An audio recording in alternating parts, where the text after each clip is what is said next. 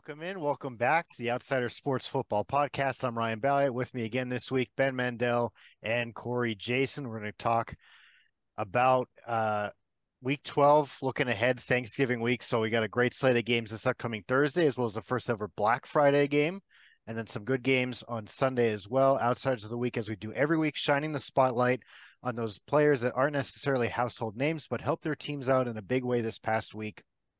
Also going to take a look at where I was wrong. Some of the takes that I had, this segment we'll get to, inspired by Colin Cowherd, where Colin was right and where he was wrong.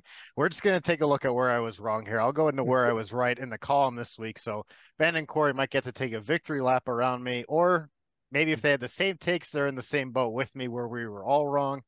So we'll get to that. Before we get into Colt Report Weekly, which if you've seen the news, you understand why I have this jersey on and not just hanging up behind me. Follow us on Twitter at OutsiderSports3. Check out our website. Like I said, I'll have that column up this week, as I do every week, at www.outsidersports.net. We have great content there every week. And Colt Report Weekly. Darius Leonard, or Shaq Leonard as he's been known these last couple of years, released earlier today by the Colts. And it's one of those things where it sucks, but it makes sense. He's not been good this year. Jersey. Burn the jersey. I'm not burning it. What's that voice in my head? It's funny that, Ryan said Darius Leonard, because I do believe we were roommates in college when he bought that as a Darius Leonard jersey, not a Shaquille Leonard jersey. So I do find that funny. Why'd he change his name? Was there a story there or something? It's just his birth certificate wrong. What was it? It's Darius Shaquille Leonard, I think, but he would always go by Shaq. Gotcha. Shaq Leonard. It's like a Melvin Upton, BJ Upton situation. I guess Rick Woolen. Rick Woolen. But even like the reason why, like that year, Ben, the reason why I made sure to get a white Leonard jersey was Week 2, 2018, at the Washington. I can't say that word, I don't think yet. Well, what's his name said it on the broadcast yesterday, I believe, or on Sunday night, Mike Tirico. It was Week 2 of that season, playing in Washington, and he just took that game over. That was his welcome to the NFL game. Dominating performance. I remember the first punch out, I believe, of his career on Jordan Reed, the tight end, pretty much sealing the game for us. And I was like, I need a white Leonard jersey to always remember this. So I'll always have that. Thank you, Leonard, for everything you've done for the Colts, for the community. After getting cut, he still did his Thanksgiving turkey drive, handing out free turkeys. Some other Colts players joining him there. But the reality is, the staff told him, look, he's going to be inactive moving forward. He's not been good this year, pretty much since all the way from the depths of hell down there. Burn the jersey. No, never. He abandoned the Colts. Not really. Corey's just mad there's no hot water. Yeah. Cold showers don't make me happy. Corey can't even take a shower down there to get the stink off. You should see the size of the rats here, man. Oh, boy. So where's Shaq going to go? I don't know. A lot of people thought this was leading to him retiring. Where do you not want to see him go? I don't want to see him go to pretty much the Titans. That's it. He can go anywhere else. I'll be happy. So as a Colts fan, like, I know, like, as a Giants fan, the Eagles and Cowboys are much more hated than Washington. Is it the Titans, and then you just don't care about Jacksonville and Houston? I had a theory about this, actually. You could take any fan of any team and then look at their 3 division rivals. There's one that you just have a blood hatred for. There's one that's like... because annoying. It fluctuates between the Cowboys and Eagles for us. Whichever one is... I guess maybe that's for me, it does. No, I hate them both, but it fluctuates which one I hate more. The NFC I can't stand the Titans. Houston, I don't mind. Typically, we own them. And Jacksonville, I typically feel bad for them. So, like, their newfound success, they could have some runs. But a mutual friend of ours, the Steelers fan, kind of was like, whatever one he hated, I forget which one, but he kind of was able to, like, the Browns were so bad for so long that it's like, it's weird to almost see them doing good. See, but that's how we feel. Most Pittsburgh fans cannot stand Cleveland, and it's because of the Myles Garrett, Mason Rudolph situation. You guys see Myles Garrett try to pick up the helmet again on Sunday? Yeah. I've seen the memes with the Green Goblin mask hanging off from No Way Home. We have new worlds to The guy had conquer. Coward. flashbacks trying to pick it up, looking for Mason. Yeah, no, but I mean, I originally was going to come on here with, as Corey does with his backgrounds, I have my sunglasses on and a beach in the background coming out of the bye week. But It's a sign. It's a sign from the Almighty Goodell saying, "This is Corey's thing. Don't step on his toes." There you go. No, but the Colts, despite this, they should win their upcoming game against Tampa Bay because they're coming back from Germany, had their bye week. Tampa Bay had the unfortunate trip to San Francisco last week, playing a very physical 49ers team. Then they have to travel again to Indianapolis. This game is taking place at home for us. This should be a win for the Colts. Gardner Minshew just needs to calm down. We have an easy schedule. We could sneak in the playoffs yet. But the AFC is tough. There's a lot of other teams in this wild card hunt, one of them being the Pittsburgh Steelers. And this is where I want to start off with where I was wrong. Because I thought year 2 for Kenny Pickett and George Pickens, they improved their offensive line, blocking in general by adding a guy like Darnell Washington, one of my favorites, a former Georgia player for Ben. I know he wasn't the best tight end down there, but he was still pretty good, and I was looking forward to seeing where he would end up. And then Calvin Austin's a receiver I really liked in the previous year draft. He missed all last year with a foot injury. So, and then that bias was almost confirmed in preseason. How many drives this starting unit for Pittsburgh had in the preseason, whether it was against second stringers or not, they just kept scoring touchdowns. They looked poised, they looked ready, they looked prepared. Then the regular season came and somehow it got worse. Absolutely just hard to watch.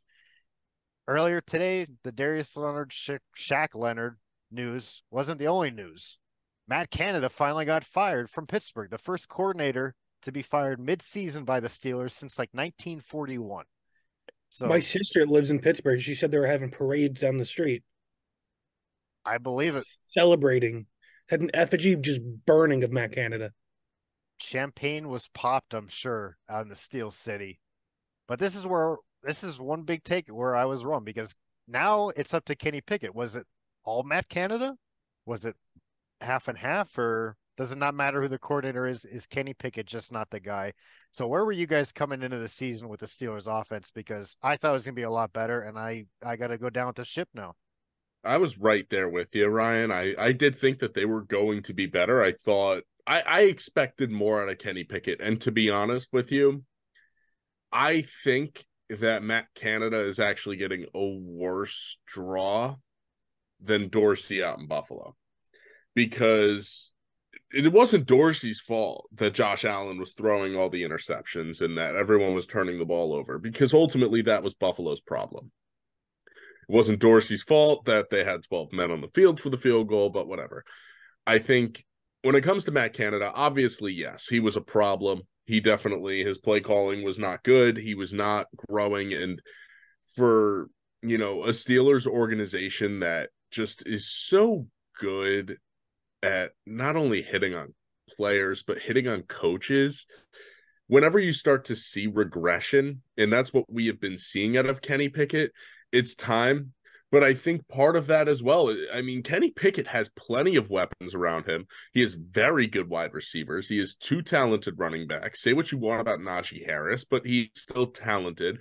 Jaylen Warren's proving to be a dog. I think, the wide receivers are good. The tight ends are good. You don't even have to throw Washington in that mix. They have good tight ends in Pittsburgh. What's the problem then?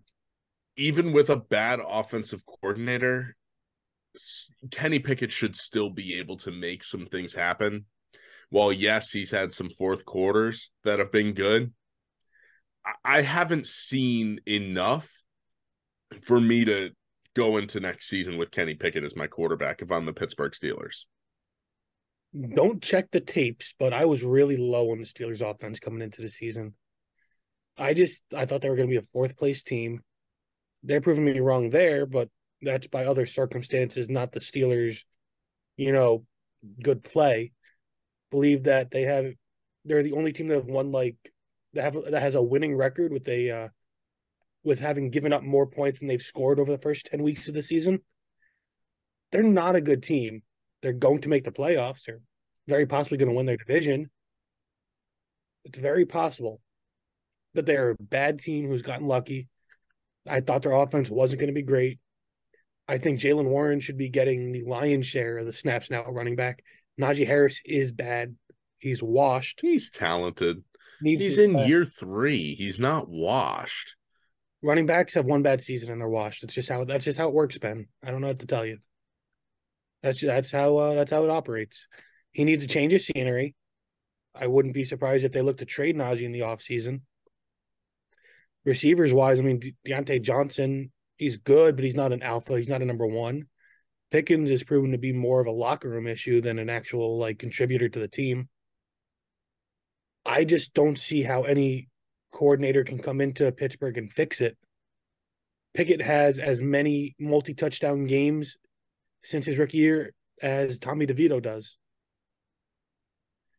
He's not good. It's a bad situation, but also benching Pickett isn't going to help you because Mitch Trubisky also is kind of, not good.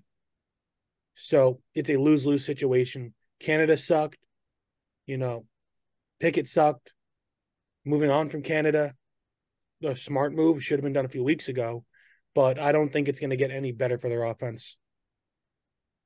We'll see if this is an addition by subtraction kind of situation. Maybe just getting some fresh play calling in there from another. Josh McDaniels is available. He's an offensive mind. He's one of the offensive minds of all time. Yeah, I'll give you that. Oof, of He's all a time. mind of all time. Yeah. But it's funny, touchdown passing games, Kenny Pickett and Tommy DeVito tied. Kenny Pickett and Anthony Richardson, that jersey behind me, same amount of passing touchdowns since October 1st, and AR hasn't played since the beginning of October. So, yeah, Ben, I'm with you there. I think a quarterback change is going to be needed in the Steel City next year. But one team that certainly found their quarterback is the Houston Texans. Now, you guys know I was a big CJ Stroud guy coming into the year, but of the 4 quarterbacks that kind of had the spotlight on them coming into this draft class, Stroud, Bryce Young, Anthony Richardson, Will Levis, I saw their careers kind of starting off 4 different ways. I thought, all right, Will Levis, he'll be like Carson Wentz, for better or worse, more likely worse. Richardson had the biggest boomer bust potential. And then I thought Stroud could have the most longevity to his career, but that Bryce Young would be the most pro ready to come in. And I thought the Panthers would be where the Texans are right now, and the Texans would kind of be where the Panthers are. I thought Houston would be 4 or 5 games on the year. Carolina would be pushing for their division. Instead, it's been the complete opposite. Bryce Young has struggled a lot. Now, his supporting cast, not very good. When you're throwing old man Adam Thielen and Hayden Hurst and Miles Sanders, not the best. Does Jonathan Mingo still play football? I don't know if he ever really started. Yeah, I mean, it seems that way. Tank Dell, he plays connection. football.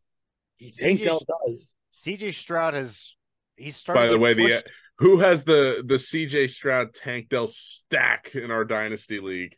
Is it Dylan? Coming. No, John? It's Big Ben right here. The guy that didn't take any running backs? That's oof. How is he doing? I haven't looked at He's in a playoff spot.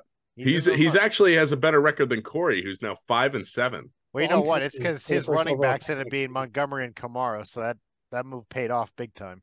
Well, I mean, Montgomery is now starting to falter a bit. Yeah. Well, I offered him a trade of Mixon before I ended up sending Mixon for Jordan Addison, so he had a chance. Anyway, I said Bryce Young would be the most pro ready. Instead, that turns out to be CJ Stroud, who's starting to get pushed into the MVP conversation. So this is another situation. Maybe Carolina. It's speculated Frank Reich wanted Stroud, and that management kind of stepped in and said, no, we got to take Bryce Young. And now Frank Reich, not even 1 year in, he might get Nathaniel Hacketed. It's believed to be much more on the hot seat than you would expect a coach in the first year of his tenure there to be. I don't get it. Frank Reich's a good coach. Well, he should at the same time, I do see. Here's why I disagree with that, though, Corey, because you look at how much different Indianapolis has looked under Shane Steichen, and they have looked better. Now, there's also Carolina. Carolina is brutal right now. Maybe Frank Reich is not a good head coach. Maybe he's just a good offensive mind, and he ran into a couple of lucky seasons in Indianapolis where they had a good roster and no quarterback. But I think, when it comes to this, Ryan, I also don't want us to count our chickens before they are hatched when it comes to CJ Stroud. Because while, yeah, you know what, the last few games he's really opened it up, he only threw 1 interception through his first 8 games. He's thrown 4 in his last 2. So we're starting to see, yeah, the confidence is there. But my biggest knock on him, and everyone's really, was his mind, was his intelligence, was his vision, was his decision-making. Is he starting to just get a little too comfortable, maybe? And he is going to get a little bit more careless because everyone was comparing him to Dak Prescott's rookie year, where Dak threw, I believe it was 22 touchdowns, 4 interceptions, something like that. Well, now all of a sudden Stroud has thrown more interceptions. And, while obviously, look, I'm not sitting here trying to say CJ Stroud is not good. I do believe in him. I think he's good. I just don't want everyone to sit here and say, oh, well, he is the next guy just off of 4 weeks of play, because ultimately, while, yeah, the first 8 weeks or whatever, he was really good, he was a game manager. It wasn't up until really that shootout against Tampa Bay where CJ Stroud went out and won a game for his team. So let's not forget, the week before that, he lost to Bryce Young and the lowly Panthers. So let's not count our chickens before they're hatched. Again, I do believe CJ Stroud is the best quarterback of this bunch, but let's not sit here and act like he is the next generational quarterback of the league just yet. Yeah, he's having a great season, but let's see him put it together a little bit more consistently than 3 monster weeks. I don't think it's any secret that the quarterback I was highest on was Anthony Richardson. And I still think Richardson's going to end up with the best career out of the 4. I just think what he's shown before he got injured tops what we've seen on a consistency level. I think he's somebody that was actually given a chance to go out and win games and wasn't a game manager. Ryan, correct me if I'm wrong. They let him actually quarterback. That's correct. I appreciated that. I hadn't seen that in a couple of years in Indy. I mean, you could always bring back Phillip Rivers. He has a 10th or 11th child to take care of now. He's too busy. I think they just had their 10th. Yeah, whatever it was. I can't count that high. But I wasn't very high on Bryce Young. I didn't see what everybody else saw. I saw just another typical Alabama quarterback, and that's to also say that Tua is atypical, because I think Tua is very good.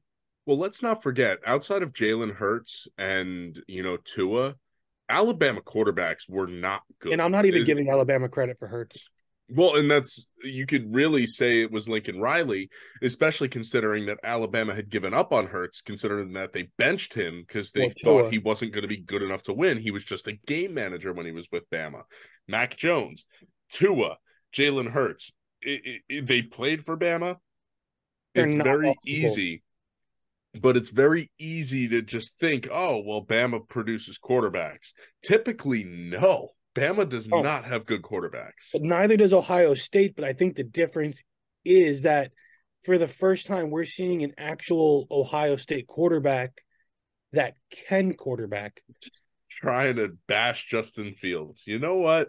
I was going to say Cardale Jones, but I thought, look, you can go over any of the Braxton Millers, the, Cardale Jones. Whatever happened to JT Barrett? That's the other one I was going to say. JT Barrett, Dwayne Haskins. Like, there are a lot of quarterbacks that played for Ohio State. But the reason why quarterbacks at Ohio State put up those ridiculous numbers is because it's wide receiver university. They have so many. And, it's going to be, the cherry on top with Marvin Harrison Jr. Well, he might be the best wide receiver prospect anybody has ever seen come out of the draft. Like, he could be a top 3 pick. He will be a wide receiver. He's the wide receiver equivalent of when Saquon came out. Yes, and I think picking a wide receiver in today's game isn't as egregious as picking a running back. If anything, I think it's almost encouraged. No, I think the way with longevity. Well, especially if you look at what impact Jamar Chase and Justin Jefferson had on their offenses and teams, I think those guys get redrafted top 3 in their drafts as well. Tyreek Hill, even though that was a trade, but just what he's done. A.J. Brown, again, trades, but still that wide receiver impact. No, you need a true number 1. Like, I truly believe that if the Giants are not in a position to draft Caleb Williams or Drake May, you should be at least strongly considering Harrison. So CJ Stroud's an anomaly coming out of Ohio State, but I think CJ Stroud is great. Will Levis, none of us were very high on, and I'm pretty sure he plays like the equivalent of Mayo and Coffee. Just not something you really want to see. I'm sure he gets the job done, but I'm not like going out of my way to watch him. You know what I mean? Yeah, the mayo and coffee may give you a caffeine boost, but it gets the job done, but it's not going to be pleasant. Exactly. So having DeAndre Hopkins is like your taste buds being numb then. Yeah, it's like putting some mayo in some like nice hazelnut coffee or something. Doesn't sound good, but like. Well, I just think it's hilarious that DeAndre Hopkins was like, yeah, I'm going to choose to play with the best quarterback I can. And he goes and chooses Ryan Tannehill. Like, yeah. There's a question. But, or the Titans paying DeAndre Hopkins instead of A.J. Brown. Whatever. Screwed up with Treylon Burks. But what I'm getting at is, it is too early to say, but as we stand now, I think there's a hierarchy of quarterbacks between the four. And that is, I would put Richardson and Stroud in the same field based off what we have seen. And then I would go Levis at number 3 and Young at 4, because Levis has at least shown decent flashes here and there. Levis at least had a great game. Bryce Young has shown me less than Josh Rosen did his rookie year, where I think it's tough to move off of him as a number 1 overall pick. But Bryce Young that is a low blow, honestly. But like, am I wrong? Has Bryce Young shown you anything at all? Yo, you know what he has shown me? He's shown me that he is tough. No, he's shown me that he is tough and he is a gamer. He is still going out and competing. It is not for lack of effort for Bryce Young. And to be fair, like that. No, but at the same time, Josh Rosen was just an entitled little bitch. Let's be honest. Yeah, that is putting it very politely. Exactly. Bryce Young isn't taking it for granted the way Josh Rosen just assumed he was. You know, Josh Rosen walked into the NFL, said, "I'm the shit. You're gonna smell it." And you know, Bryce Young, who was the number 1 overall pick, has gone out there and worked. He knows. I'm not saying that they have the same type of personality, but like what they've shown on the field, that alone shows me more, because that shows me he has the ability to get better. Yeah, Young has the mindset to be able to grow and improve. He's coachable. Low blow saying that he can grow. That's a low blow. Were you pointing out your mind going there? That's 2 for Corey on tonight's show. But again, I just don't think Bryce Young's showing you anything, and it's going to get a good coach fired. I don't even know where the Panthers can go. The Panthers have the worst roster in the NFL, I think. Certainly bottom tier. And they don't have a first round pick. They don't. They traded to the Bears, who are going to screw it up somehow too. Yep. The Bears will trade back again. They somehow luck into getting the first overall pick again. I mean, if you have 2 top 3 we're sticking with Justin Fields. Go. We're going to take Joe Alt, number 1 overall. Hey, with those 2 picks, what if they decide, hey, you know what? We're all in on Justin Fields. Let's get Brock Bowers and Marvin Harrison Jr. I think that they would at least take 1 offensive lineman. So it's going to be Brock Bowers and Joe Alt, or the guy from Penn State. I disagree. I think if Chicago ends up with 2 top 5 picks and one of them is number 1, they will be taking Caleb Williams, and they will be taking, I believe, either Brock Bowers, or if they have a high enough pick, Marvin Harrison Jr. Take the Georgia hat off. No, what Brock Bowers isn't going over Marvin Harrison. I'm not saying he's going over him. I'm saying if Marvin Harrison's available, they're taking him. But they're going to take Brock Bowers if Harrison's gone. Because that's pretty good for them right now. Yeah, but what do young quarterbacks like more than anything?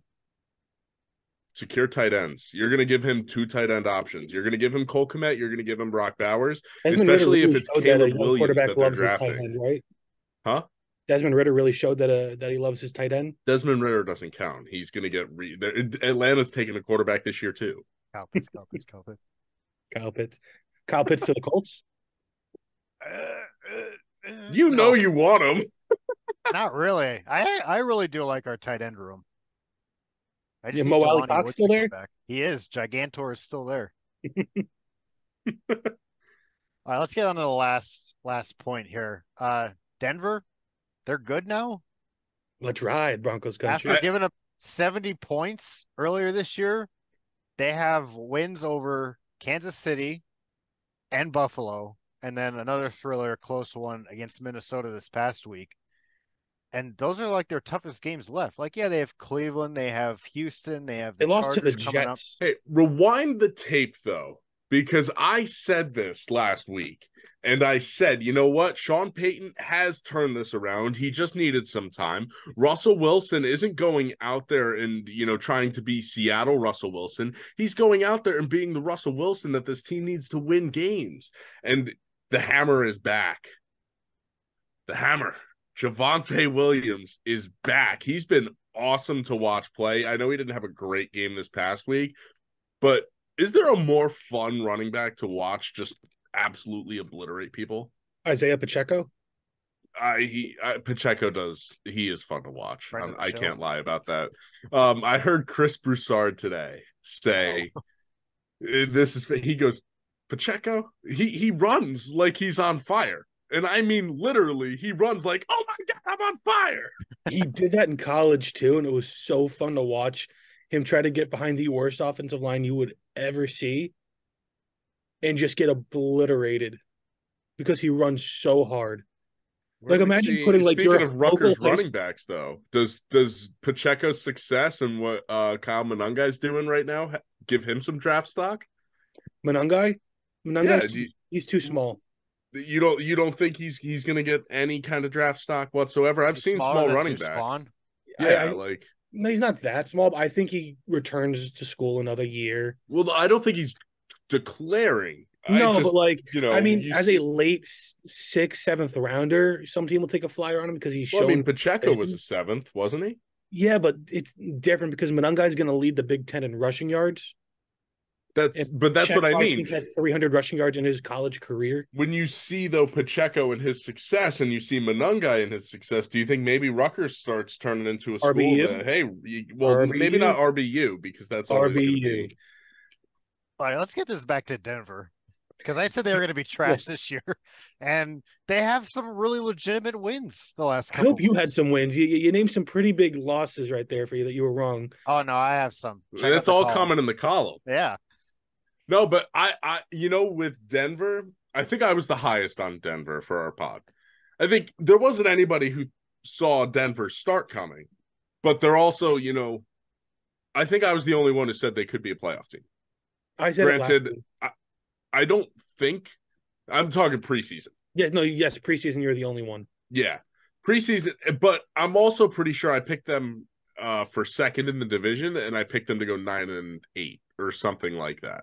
So we'll have to roll the tape on that. Yeah, I did not pick them to win a ton of games, but I think at this point in the AFC, if you're going to make the playoffs in that last wild card, you're going to have to win 10 games. So I'm not sure if Denver is quite a playoff team. I know their schedule kind of works out that way, but I think, it's going to be tough with Houston and Pittsburgh hanging on for dear life. I think Denver and most people's opinions about them were formed because of how easy and fun it was to make fun of them. Let Russ cook as he burns down the kitchen. Broncos country. Let's ride.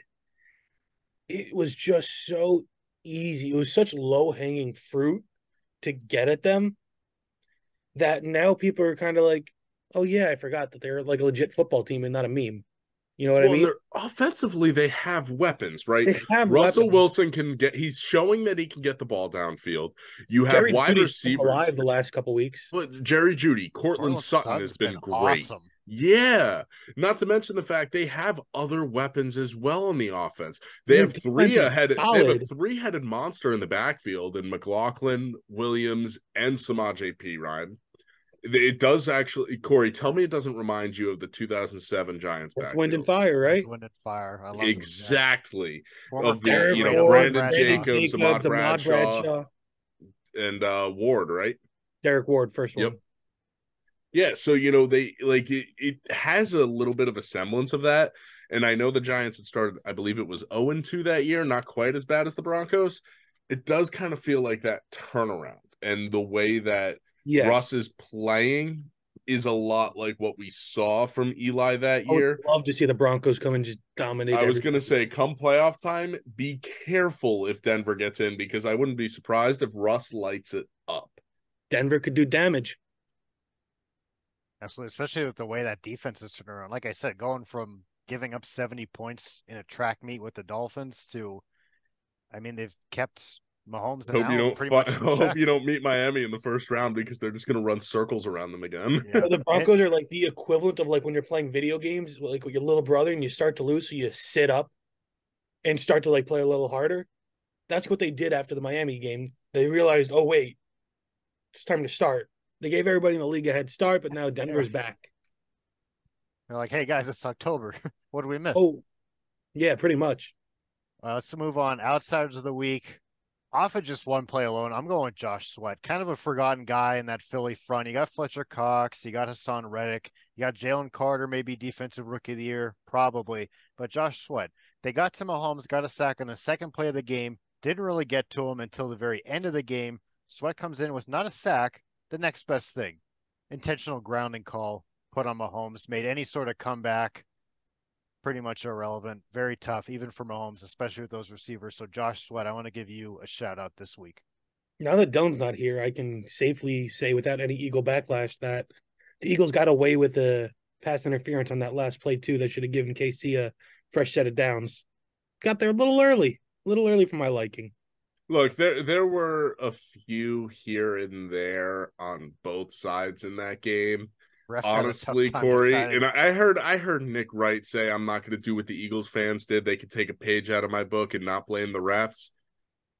I'll be completely honest with you, watching that game, if anyone was going to blame the refs, it would have been the Philly fans. I thought that game was definitely called more in favor of Kansas City. Eagles always get the calls. I disagree. I thought last night, Monday Night Football, I thought that it was forgetting the biggest point though. I'm a hater. Well, but that's what I mean though. Like, you could say whatever you want about the officiating, but there were a bunch missed, and I don't love that roughing the passer call in the end. Oh, that's textbook. Two Like, steps of and a course, shove. That is roughing the passer. That's a big man to stop all that momentum. I Yeah. didn't like that. That's nobody else's problem but his own. That is that's two steps no. That's and then physics. hitting the quarterback. That's everyone's That problem. is That's Well, our reality. Anyway, to keep this moving along, my outsider of the week, I'm going with Packers wide receiver Jayden Reed. He's had back-to-back good weeks, and I know you say what you want about Love. I don't like Love, but for Reed, he's getting involved in the running game and passing game. As the wide receiver, he was able to rush for 46 yards, he received for 46 yards, and he added a touchdown, and the Packers win over the Chargers, who are somehow still employing Brandon Staley. You know what? I'm going to go with two outsiders of the week. First, I'm going to go Khalil Shakir with the Bills. 3 receptions on 4 targets, 115 yards and a touchdown, torching the Jets. But I would be remiss if I didn't bring up Mr. Jersey himself, the situation, Tommy Cutlets, Tommy DeVito, bringing some of that Italian flavor to the NFL, some nice seasoning. 246 yards, 3 touchdowns, took 9 sacks, 6 of which have been attributed to himself. Little self-sabotage. But, the last time a Giant threw 3 touchdowns in a game was Daniel Jones in 2019. I was going to say that was in Washington too, wasn't it? Yeah, every good thing to us happens against Washington. Throughout the whole broadcast, it was the Giants haven't had 5 turnovers in a game since Washington in 2020 in Washington. But he was also the first undrafted rookie quarterback to ever have a perfect passer rating, 137.7. Is the highest passer rating in any game for a rookie undrafted free agent. Now you say, undrafted free agent, that's not often how many times do they start a game.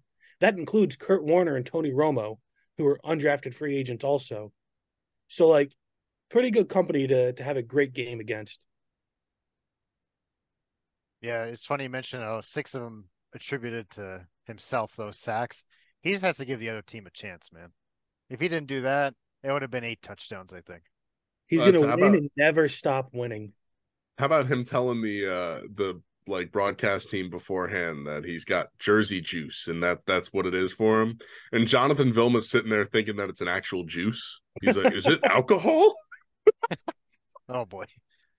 All right, let's look ahead to this upcoming week. I want to highlight the final game on Thanksgiving Thursday. The San Francisco 49ers going into Seattle in prime time. What an environment. This is going to have big implications for that division and the NFC playoffs as a whole. 49ers and Seahawks, it's a modern day classic rivalry. I'm excited for it. Yeah, I don't think there's been as much hype for a Niners Seahawks game since Colin Kaepernick was good. I remember when Kaepernick was good, like early 2014, 15, or not, maybe not 14, but 15, right around there, 16. Back when Russell Wilson and Kaepernick were the two premier mobile quarterbacks of the league. I think that's a great matchup. The one I'm looking ahead to, I've been taking a lot of toilet bowls this year, so why not take another one? Give me 2 rookie quarterbacks, Will Levis and Bryce Young. Let's see which one's better. Bryce Young was able to get the better of CJ Stroud. Frank Reich's coaching for his job. And look, you've got Mike Vrabel. I think he's a good coach. I think that Tennessee is a team that is better than they've been playing. And whenever you get slapped like they just did against Jacksonville, a team like Tennessee is going to come out and play hard. Ben, thank you for that incredible leeway, because I'm picking Jacksonville Texans. Jacksonville coming off of just a shellacking of the Titans, right? Texans, Jags, this is going to be the battle for the division, I think. Winner of this game, I think, more than likely than not, will probably come away with the division. Are the Texans and CJ Stroud for real? The Jaguars have a phenomenal defense. What can CJ Stroud do against them? Can Tank Dell keep this roll running? And can, on the flip side, does Calvin Ridley remember that he's not allowed to just bet on the games, that he can play in them too? Because he played well in week 1 and then had goose eggs up until last week.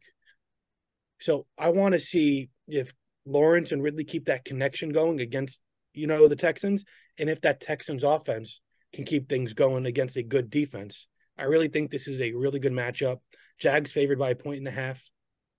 Who knows which way this is going to go? I do want to throw out, and this is to Ryan's dismay, I know it. Buffalo wins this week. They're back in the playoff hunt. They're in the playoff hunt now. Listen, I don't. Hey, you know who else is in the playoff hunt? I don't. The Giants are technically in the playoff hunt. I don't. Exactly eliminated yet. Look, the Eagles are going to be a tough one, but if Buffalo is able to come out, put together a good game, and get a win against Philadelphia, I think Buffalo's back. They're a playoff team. Yeah, plenty of good matchups this upcoming week. Again, this late in the season, no teams on bye. All 32 teams are going to be in action this upcoming week. Join us next week. All right, this is going to do it for today's show. Join us next week. We're going to react to all of that. The 3 Thursday games, the Black Friday game. We'll be back next week. So, Outsiders, thank you for listening. 'Tis the season to give thanks. Thank you for all the support. I hope your Thanksgiving is filled with family, food, and most of all, football. Thanks again for listening. We'll be back next week.